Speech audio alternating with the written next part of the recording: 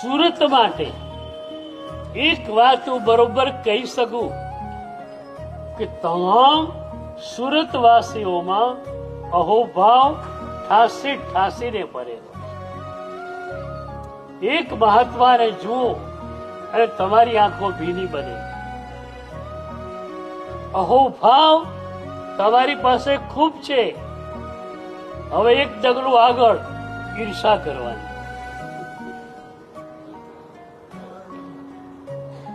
અમને જોઈને ઈર્ષા કરવાની. બાલમુનિ ઉપાશ્રયમાં છે, માતાઓને પૂછો,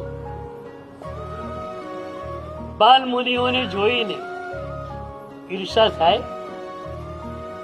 કે મારો દીકરો ક્યારે આવી રીતે પરમાત્માના શાસનનો મુનિ બને?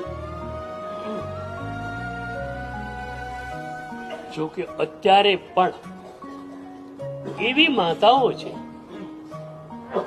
જે પોતાના એકના એક દીકરાને પ્રભુ શાસનને સમર્પિત કરવા તૈયાર છે.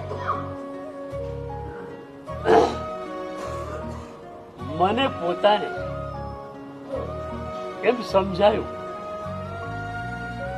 કે છેલ્લા થોડા વર્ષોમાં અહોભાવ અને સમર્પણ તમારું ખૂબ વધ્યું છે.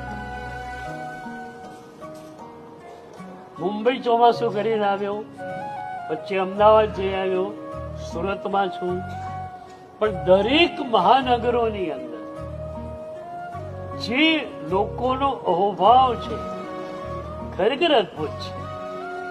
એટલે મને એમ લાગે છે કે આપણે એવા કાળમાં છીએ કે એક બાજુ પડી શકાય એવા નિમિત્તો પણ ઘણા છે, એની સામે તમે ચડવાની પણ હિંમત પૂરેપૂરી રાખો છો.